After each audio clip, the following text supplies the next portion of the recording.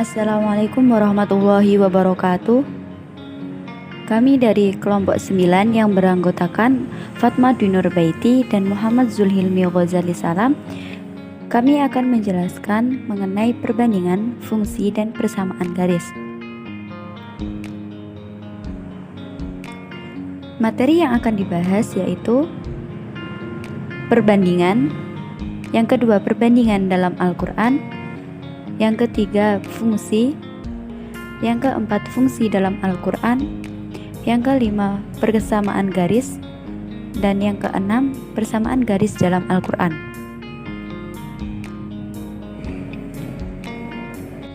Hal ini berdasarkan Quran Surat Al-Anfal ayat 65 yang berbunyi A'udzu billahi minasyaitonir rajim. Bismillahirrahmanirrahim. Ya ayyuhan nabiyyu harridil mu'minina 'alal qital. Iyyakum minkum 'ishruna sabiruna yaghlibu mi'atain.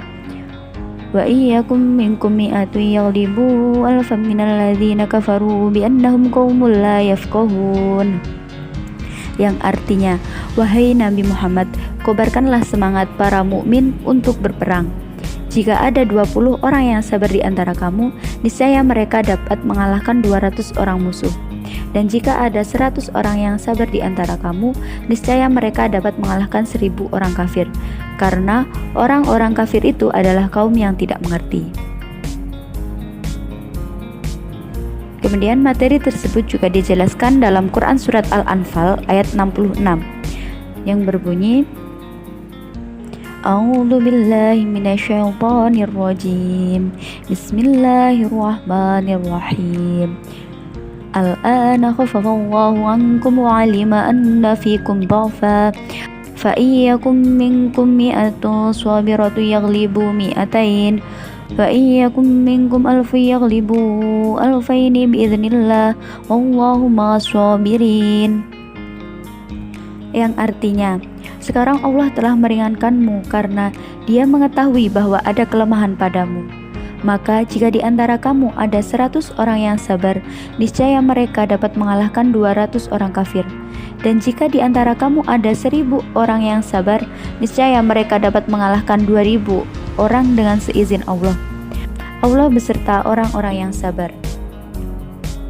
Pada Quran Surat Al-Anfal ayat 65 disebutkan bahwa 20 orang mukmin yang sabar akan mengalahkan 200 orang kafir.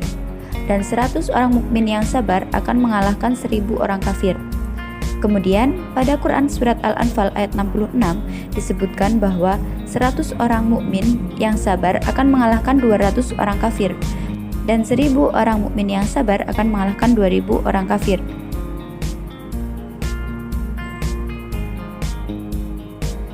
Selanjutnya yaitu pengertian perbandingan dan jenis-jenisnya. Perbandingan atau rasio merupakan salah satu teknik atau cara dalam membandingkan dua besaran. Penulisan rasio dapat dituliskan sebagai A banding B atau A per B, dengan A dan B merupakan dua besaran yang memiliki satuan yang sama. Penerapan perbandingan dalam kehidupan sehari-hari diantaranya yaitu pada penulisan skala pada peta, dan juga pada saat membuat roti biasanya terdapat campuran adonan tepung terigu dan tepung tapioka. Selanjutnya yaitu jenis-jenis perbandingan. Yang pertama yaitu perbandingan senilai. Perbandingan senilai disebut juga sebagai proporsi. Perbandingan senilai ini melibatkan dua rasio yang sama. Contoh perbandingan senilai yaitu perbandingan banyaknya tepung dengan banyaknya roti yang dibuat. Semakin banyak tepung yang digunakan, maka akan semakin banyak pula roti yang dibuat. Begitupun sebaliknya. Kemudian yang kedua yaitu perbandingan berbalik nilai. Perbandingan berbalik nilai merupakan perbandingan antara dua variabel yang saling berkebalikan. Kemudian yang ketiga yaitu perbandingan bertingkat. Perbandingan bertingkat merupakan salah satu perbandingan yang melibatkan lebih dari satu perbandingan. Contoh permasalahan berkaitan dengan perbandingan bertingkat, yaitu perbandingan kelereng Abdul dan Beni adalah 3:5, sedangkan perbandingan kelereng Beni dan Ciko adalah 4:3. Kemudian untuk menyelesaikan permasalahan tersebut perlu menentukan perbandingan antara kelereng Abdul, Beni, dan Ciko. Selanjutnya yaitu perbandingan dalam Al-Quran. Pada Quran Surat Al-Anfal ayat 65 dijelaskan bahwa 20 sebanding dengan 200 dan 100 sebanding dengan 1000.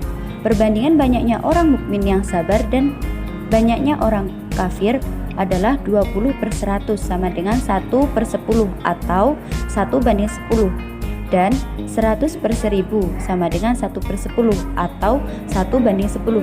Dari dua perbandingan dapat disimpulkan bahwa satu orang mukmin yang sabar dapat mengalahkan 10 orang kafir. Kemudian pada Quran Surat Al-Anfal ayat 66 dijelaskan bahwa 100 sebanding dengan 200 dan 1000 sebanding dengan 2000. Perbandingan banyaknya orang mukmin yang sabar dengan banyaknya orang kafir adalah 100/200 sama dengan 1/2 atau 1:2, dan 1000/2000 sama dengan 1/2 atau 1:2.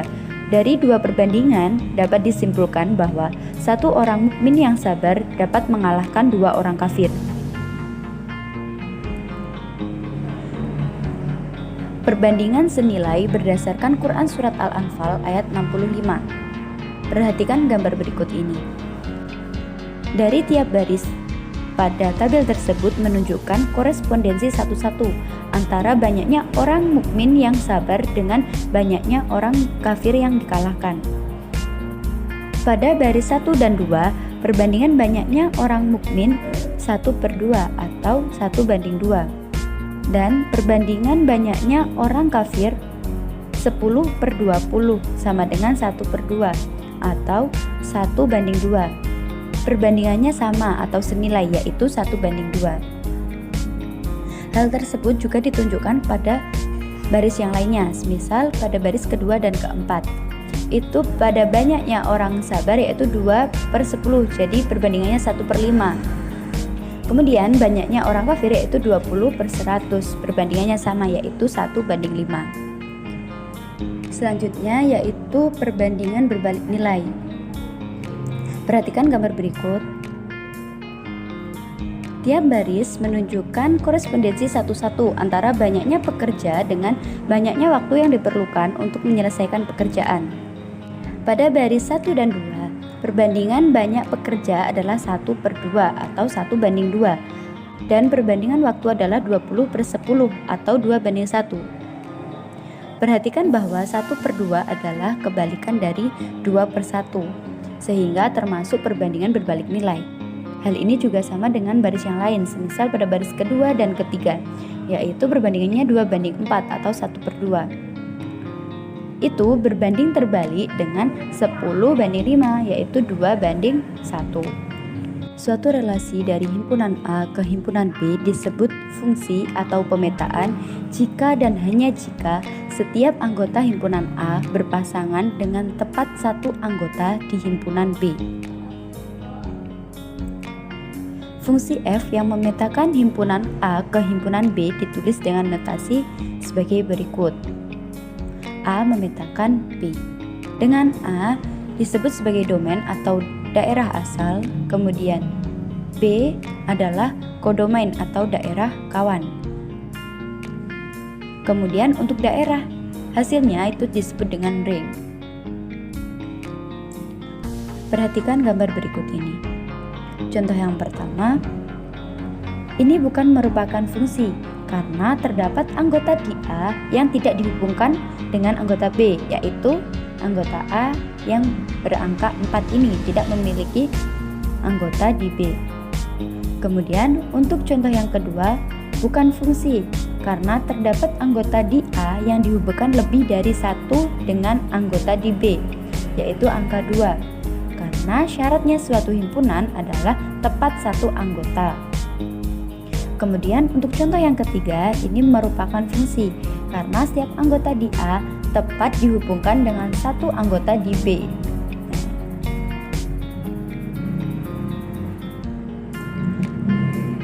Selanjutnya yaitu sifat-sifat fungsi. Yang pertama, fungsi surjektif. Pada fungsi A memetakan B, jika setiap elemen di B mempunyai pasangan di A atau daerah hasilnya sama dengan B, atau setiap Y anggota B terdapat X anggota A, sedemikian sehingga Fx sama dengan Y, itu dinamakan fungsi surjektif, seperti gambar di samping ini. Yang kedua yaitu fungsi into.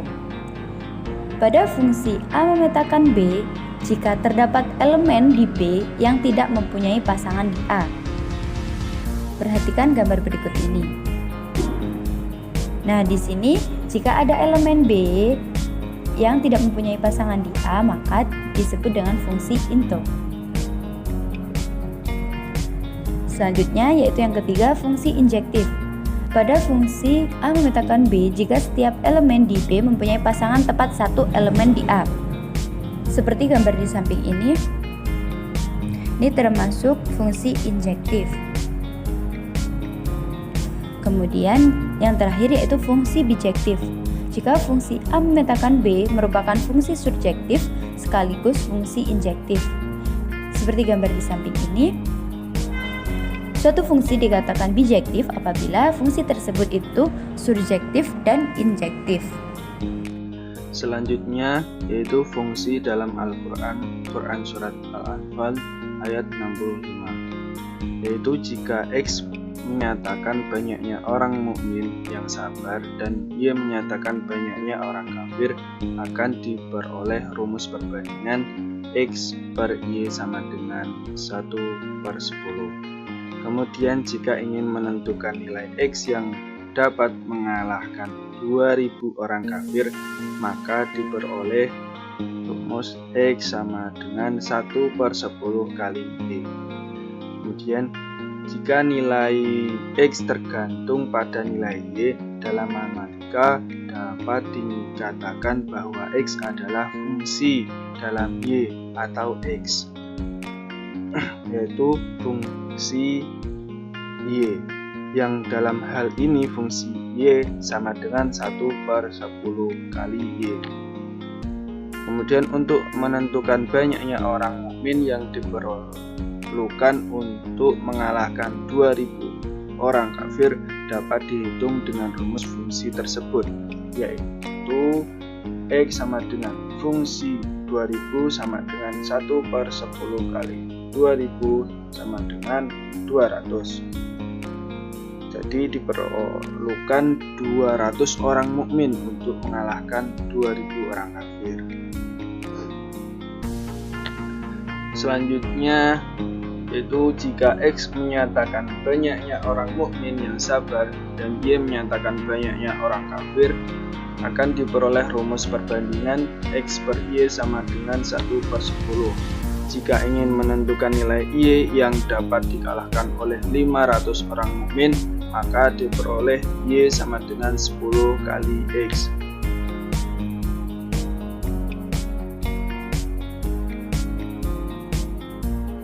Jadi nilai Y tergantung pada nilai X. Dalam matematika dapat dinyatakan bahwa Y adalah fungsi dalam X atau Y sama dengan fungsi X, yang dalam hal ini fungsi X sama dengan 10 kali X.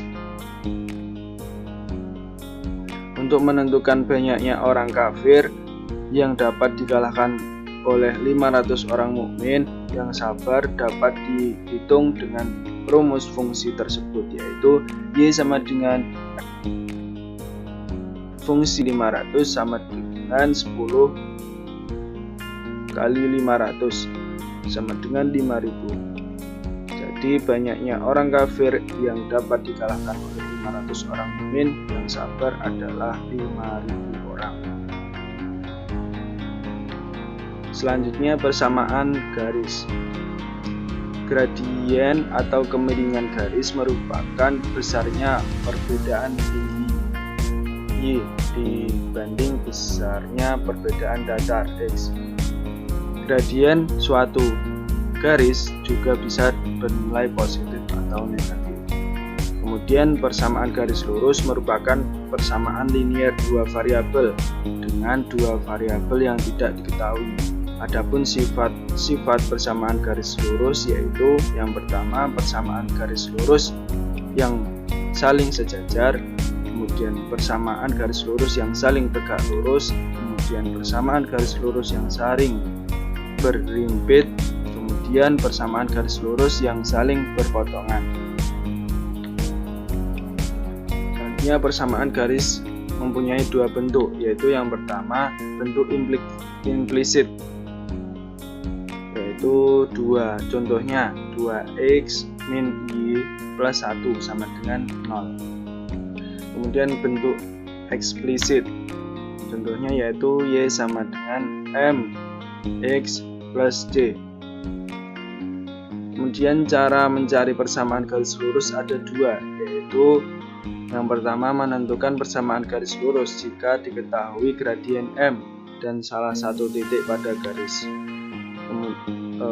Dengan rumus y sama dengan y1 sama dengan m kali x min x1. Kemudian yang kedua menentukan persamaan garis lurus jika diketahui dua titik pada garis. Dengan rumus y min y1 per y2 min y1 sama dengan x min x1 per x2 min x1.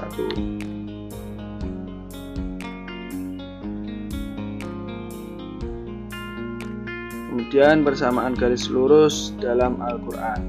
Berdasarkan Quran Surat Al-Anfal ayat 65, kalimat 20 mengalahkan 200 dan 100 mengalahkan 1000 dapat ditulis dalam bentuk pasangan. Dapat ditulis dalam bentuk pasangan berurutan, yaitu 20,200 dan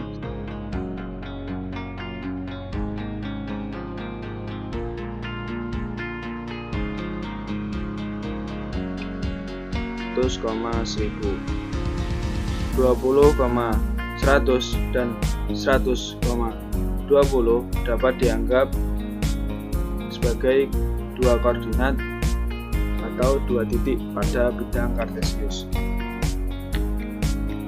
Karena pada Quran Surat Al-Anfal disebutkan dua koordinat, yaitu 20,200 dan 100,10 dan 100,1000. Maka hanya terdapat satu garis yang melalui dua titik tersebut, yaitu garis dengan persamaan y sama dengan 10 kali x atau x sama dengan 1/10 kali y. Dengan demikian juga pada Quran Surat Al-Anfal ayat 66 akan diperoleh tepat satu garis yang melalui 100,20 dan 1000,2000, yaitu dengan rumus y sama dengan 2 kali x. Dengan x menyatakan banyaknya orang mukmin yang sabar dan y menyatakan banyak orang kafir, koordinat 20,200 dan 100,1000 serta 100,200 dan 1000,2000 mengisyaratkan bahwa dalam Al-Quran untuk membuat suatu garis tertentu diperlukan paling sedikit dua koordinat berbeda. Selanjutnya persamaan garis dalam Al-Quran. Misalkan x1, x2 dan y1, y2 adalah dua koordinat berbeda, maka garis yang melalui dua koordinat tersebut akan mempunyai persamaan. Persamaannya yaitu x min x1 per x2 min x1 sama dengan y min y1 per y2 min y1, yang dapat dibentuk dalam persamaan baru, yaitu y sama dengan y2 min y1 per x2 min x1 kali x plus min y2 min Y1 per X2 min X1 kali X1 plus Y2. X1 plus Y1. Dan dalam bentuk sederhana dapat dinyatakan jadi Y sama dengan M kali X plus C. Dengan M yaitu sama dengan Y2 min Y1 per Y2 X2 min X1 dan C sama dengan min X Y2 min Y1 per X2 min X1 kali X1 plus Y1. Persamaannya yaitu menjadi Y sama dengan M kali X plus C, sehingga dikenal dengan persamaan garis dalam bentuk umum. M disebut gradien kemiringan garis dan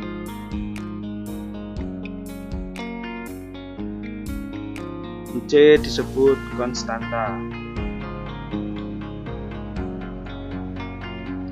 Mungkin itu yang dapat kami sampaikan. Terima kasih, semoga bermanfaat. Kurang lebihnya mohon maaf. Assalamualaikum warahmatullahi wabarakatuh.